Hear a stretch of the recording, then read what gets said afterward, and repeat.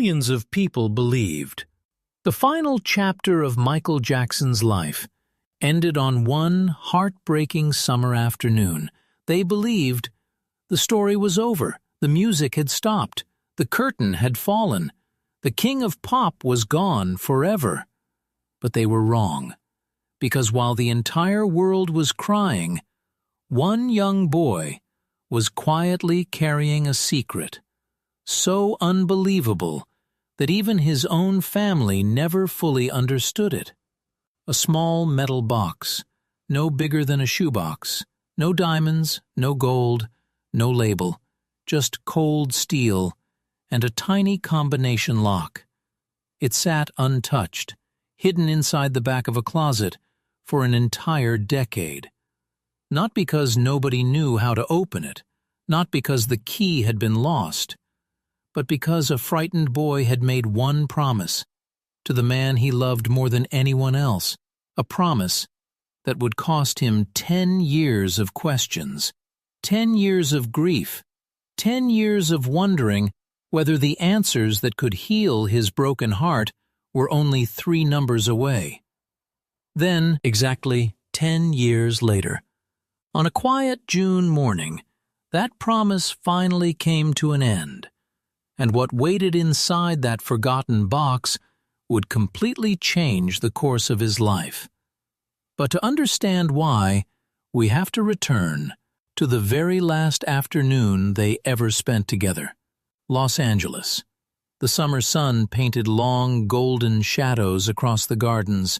Birds sang softly from the trees. The air smelled of roses and freshly cut grass. Everything looked peaceful. Too peaceful, because sometimes the moments that change our lives forever arrive dressed as ordinary afternoons. Jaafar Jackson was only 13 years old. Like millions of children around the world, he admired his uncle. But unlike everyone else, he knew another side of him. Not the superstar, not the performer, not the man who filled stadiums. Just Uncle Mike. The man who laughed during family dinners, who listened more than he spoke, who remembered birthdays, who believed every child deserved to dream. That afternoon, a family assistant quietly approached. "Your uncle would like to see you." "Just you?" Jaafar smiled. "Really?" The assistant nodded. He asked that no one else come. Curious, Jaafar walked through the long hallway. The house felt strangely quiet. No music, no rehearsal, no visitors, only silence. He stopped outside a small room. The door was already open. Michael Jackson stood beside a large window. Warm sunlight surrounded him. For a moment, he looked almost peaceful. Then he turned, smiled, and opened his arms. "There you are." Jaafar hurried forward. The hug lasted longer than usual, much longer. At the time, neither of them noticed. Years later, Jaafar would remember every second of it. Michael stepped back and gently pointed toward a chair. "Sit with me." The room was simple. A piano stood quietly in one corner. Sheets of handwritten music rested nearby. Family photographs covered a small wooden table, and sitting in the middle was a plain, gray, metal box. It looked completely ordinary. Michael carefully lifted it, placed it between them. "I have something for you." Jaafar's face lit up. "For me?" Michael smiled. "Yes, but before you take it, you must promise me something." Jaafar laughed. "What kind of promise?" Michael's expression changed. The smile slowly disappeared. His eyes became serious, more serious than Jaafar had ever seen before. "This isn't a game." Jaafar stopped smiling. Michael rested one hand on the box. "You cannot open this. Not tomorrow. Not next month. Not next year." He paused. "You must wait." 10 years. The words seemed impossible. 10 years? Michael nodded. Exactly 10 years. But why? Michael looked toward the window. The sunlight reflected softly in his eyes. Because some gifts are dangerous when they arrive too early. Jaafar frowned. I don't understand. I know. Michael smiled gently. You're not supposed to. Not today. He reached into his pocket, removed a small folded paper. Inside, only 3 handwritten numbers. He placed it beside the box. This opens the lock. Jaafar instinctively reached toward it. Michael gently stopped him. His voice dropped almost to a whisper. No matter what happens, no matter what you hear, no matter how badly you want answers, you must wait. Then he looked directly into Jaafar's eyes, the kind of look that seemed to freeze time itself. Promise me. Jaafar had never heard his uncle speak like that before. It wasn't fear. It wasn't sadness. It was certainty. The kind that leaves no room for questions. Slowly, the young boy nodded. I promise. Michael closed his eyes for a brief moment, almost as though an invisible weight had finally lifted from his shoulders. He placed the box into Jaafar's hands. It felt surprisingly heavy, not because of what was inside, because of what it now represented. Michael stepped closer, placed both hands gently on Jaafar's shoulders. So many people will spend their whole lives trying to become someone else. I don't want that for you. I want you to discover who you already are. Jaafar wanted to ask what that meant, but somehow the words refused to come. Michael embraced him once more, even tighter than before. I love you, Jaaf. I love you too, Uncle Mike. Those simple words would become the last conversation they would ever share. The following afternoon, television broadcasts suddenly stopped. Breaking news filled every screen. Emergency vehicles, hospital entrances, confused reporters, crowds gathering behind barricades. Rumors spread faster than facts. Hope slowly turned into silence. Inside his home, Jaafar stood frozen. His mother entered the room with tears streaming down her face. She couldn't speak. She simply turned the television toward him. The words across the screen felt impossible to read. Michael Jackson. Cardiac arrest. Hospital. Then, confirmation. Everything inside Jaafar collapsed. No, he whispered. No, I just saw him. His legs carried him toward the closet almost without thinking. The metal box sat exactly where he had placed it. The folded paper rested beside it. His fingers closed around the lock. Only 3 numbers. Only one decision. He could know the truth. Right now. No one would blame him. No one would even know.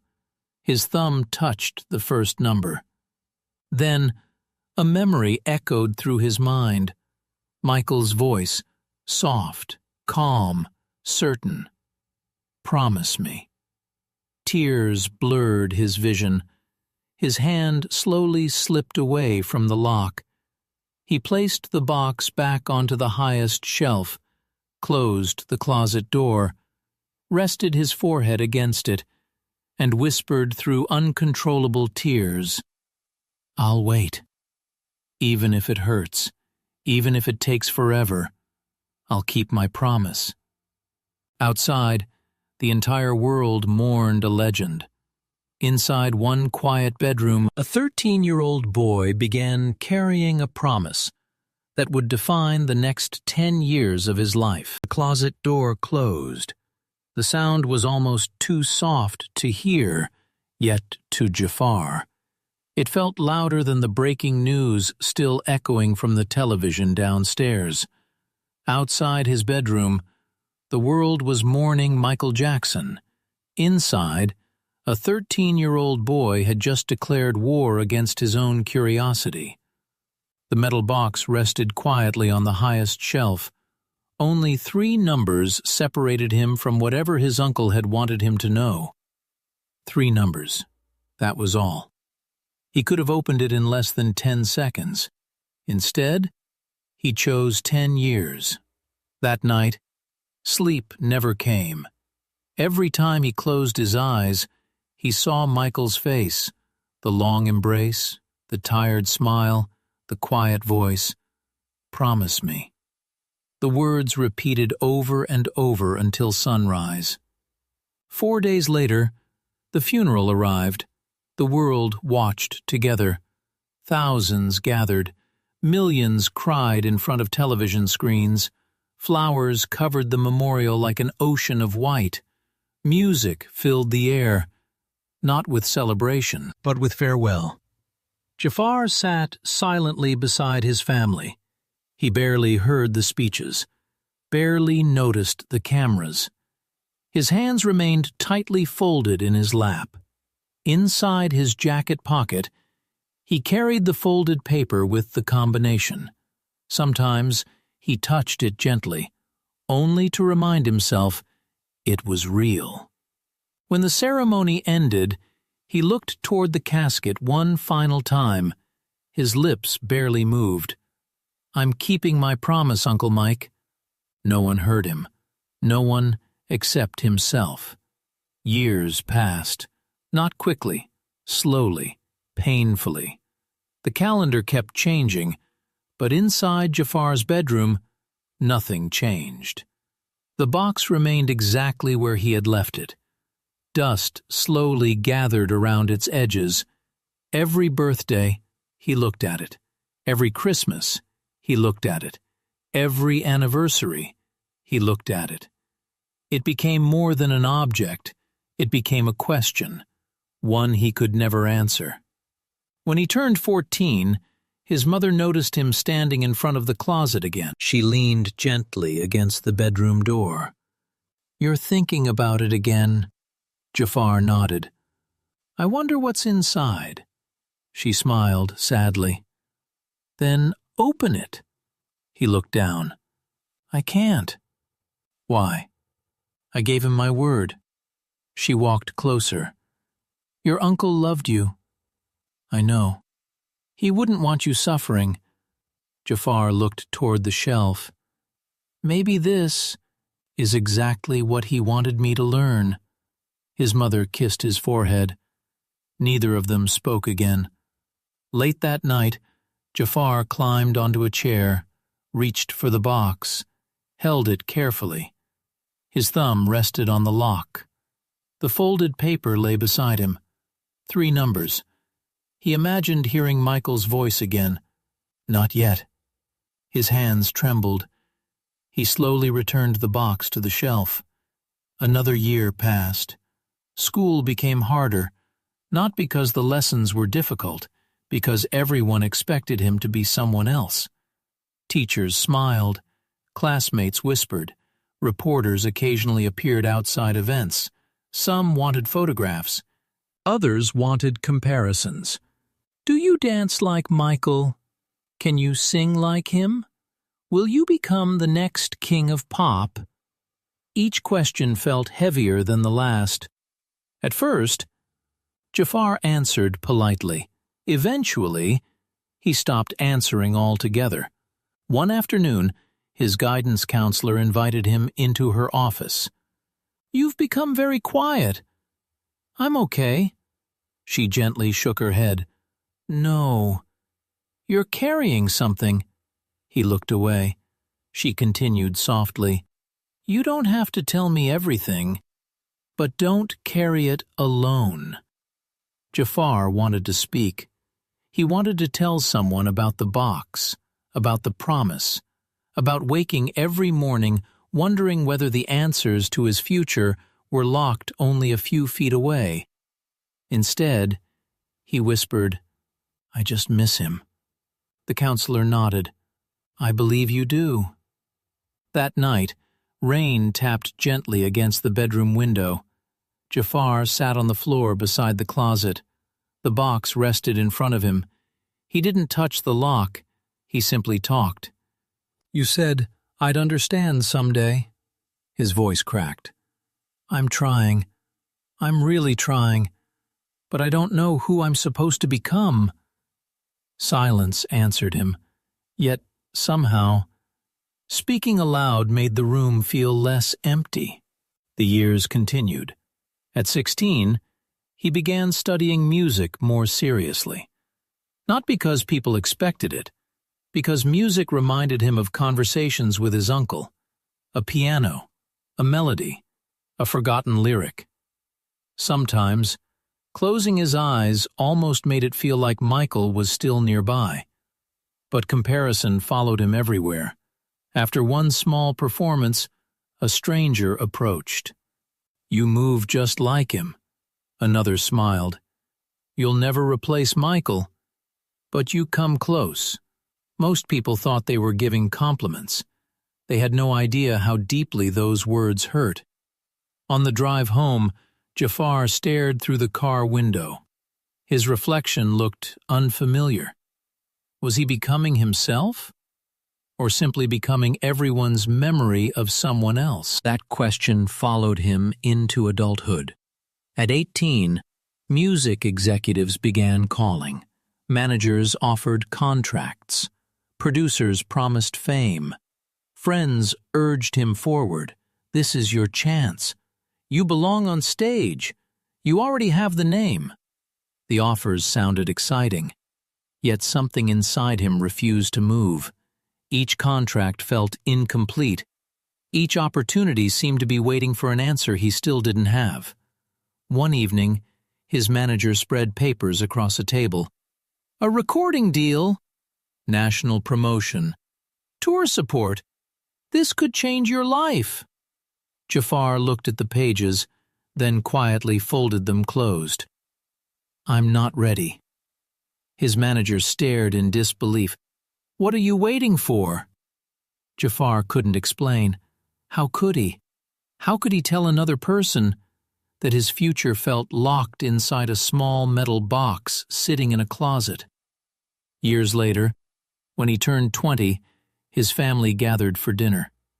Laughter filled the room.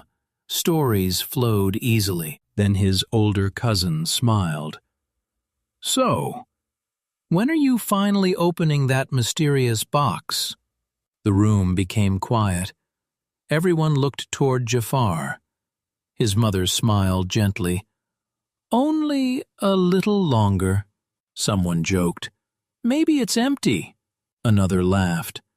Maybe Uncle Mike forgot what he put inside. Everyone chuckled. Everyone except Jaafar, because deep inside, he had begun wondering the same thing. What if there was nothing? What if the entire promise had been about patience, not the contents? What if the real gift was simply learning to wait? That possibility frightened him more than anything, because if the box was empty, then 10 years of hope would suddenly become 10 years of imagination. Late that night, he stood alone once again before the closet. Only 1 year remained. He rested his hand against the cold metal. I've come this far. His voice barely rose above a whisper. I can finish. Outside, the rain finally stopped. Moonlight slipped quietly through the window. It reflected softly across the lock. 3 small numbers, waiting, patiently, just as Michael had asked. And for the first time in almost a decade, Jaafar realized something unexpected. The box had changed him. Not because he knew what was inside, but because he didn't. Every difficult choice, every moment of doubt, every temptation to take the easy path had been measured against one simple promise. Without realizing it, he had spent 10 years becoming the kind of man who kept his word. The final year began, and somewhere beyond his questions, beyond the grief, beyond the waiting, the answer was finally drawing near. The morning arrived, quietly. There were no crowds outside, no television cameras, no reporters waiting by the front gate. The world had no idea that somewhere inside an ordinary bedroom, a promise exactly 10 years old was about to end. Sunlight slowly crept across the floor. Dust floated through the golden light. Jaafar stood motionless in front of his closet. His heart pounded so loudly, it almost drowned out every other sound. For 10 years, he had imagined this moment.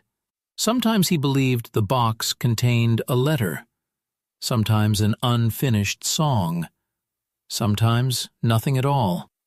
Some nights, he convinced himself the box was empty, that the real lesson had only been patience. Other nights, he believed the contents would answer every question he had carried since he was 13. Now, there was no more guessing, no more waiting, only truth. He reached toward the highest shelf. His fingers touched the cold metal. A thin layer of dust covered the lid. He smiled sadly. So, it's finally time. He carried the box to his bed with both hands. It somehow felt heavier than ever. Not because of what was inside, because of everything he had carried while waiting for it. Beside the box lay the folded paper. The paper had yellowed with age. Its edges had become soft, but the 3 handwritten numbers were still perfectly clear. Michael's handwriting. Jaafar gently traced each number with his finger. For a brief moment, it felt as though his uncle had just written them yesterday. His eyes filled with tears. He whispered, "I made it." He slowly turned the first number, then the second, then the third. A soft, metallic click echoed through the room. His breathing stopped. The lock had opened. For several seconds, he simply stared at it. His hand hovered over the lid. Fear suddenly replaced curiosity. Because once the box was opened, there would never again be another mystery, another reason to wait, another promise to keep. The journey that had shaped 10 years of his life would be over. He closed his eyes, took one deep breath, then gently lifted the lid. Inside, everything had been arranged with incredible care. A neatly folded white glove rested on top. Beside it, a black fedora. Underneath, a small leather notebook, an old flash drive, and one sealed envelope. Across the front, written in familiar handwriting, were only 4 words. "Read this last." Jaafar smiled through tears. "Still giving instructions," he laughed quietly. "Some things never change." He reached for the flash drive first. His hands trembled so badly, he almost dropped it. A laptop sat nearby. He plugged the drive into the computer. For one long moment, nothing happened.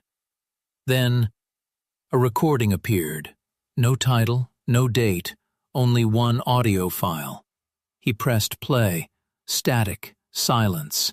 Then, a voice. Warm, gentle, unmistakable. "Hey, Jaaf."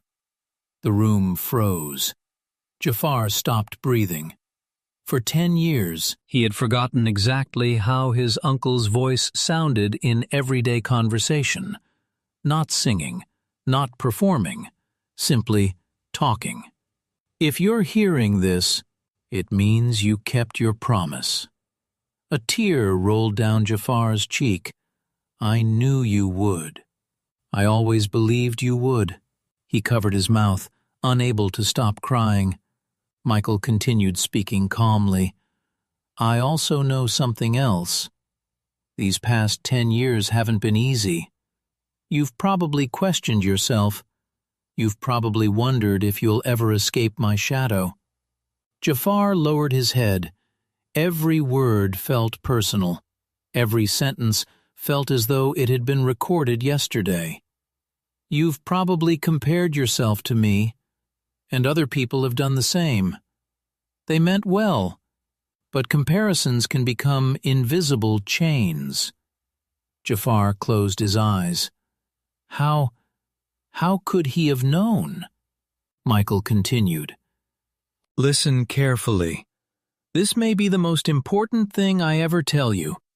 You were never born to become another Michael Jackson. You were born to become the first Jaafar Jackson. The room disappeared around him. All the years of pressure, all the expectations, all the headlines, all the fear, suddenly felt lighter. Michael's voice became softer. The world already had one life to live through me. It doesn't need another. It needs yours. Jaafar pressed both hands against his face. The tears would not stop. I've made mistakes. I've carried burdens. I've learned things the hard way. My greatest wish is that you don't spend your life trying to wear shoes that were never made for your feet. Silence, then gentle laughter. You probably still dance better than I did at your age. Jaafar laughed through tears, the familiar humor, the warmth. It felt like his uncle was sitting beside him again. The recording continued. For 10 years, I wanted life to become your teacher, not me, because wisdom that grows inside you lasts much longer than advice someone gives you. You needed time to fail, time to question, time to discover your own heart. And if you're hearing this now, you've done exactly that. The recording ended with one final sentence. I love you, nephew. Now go build a life that makes you smile when you look in the mirror. Silence returned. Jaafar remained frozen.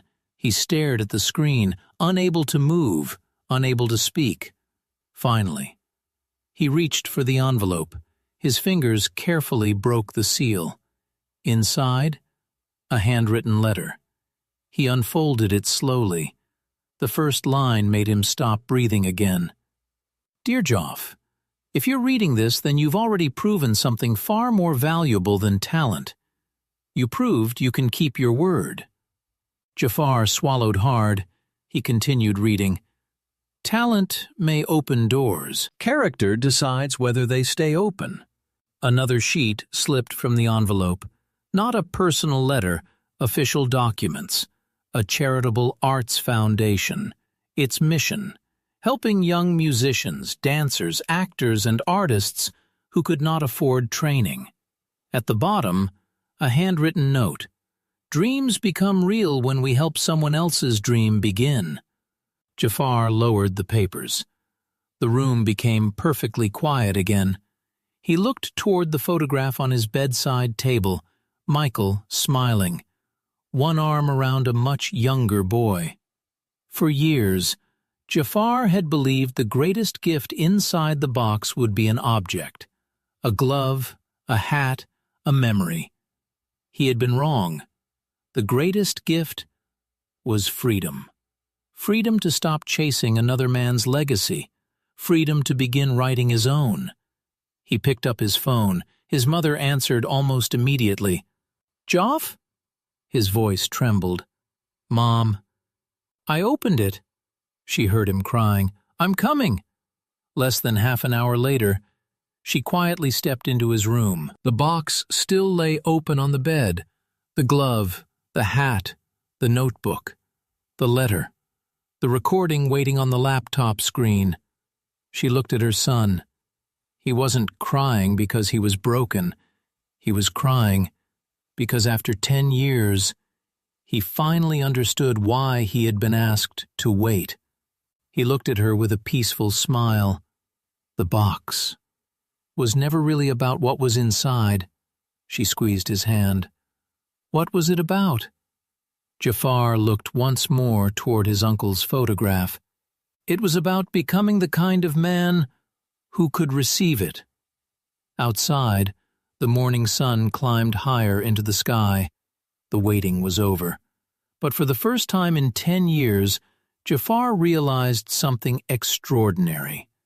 The end of one promise had quietly become the beginning of his own story.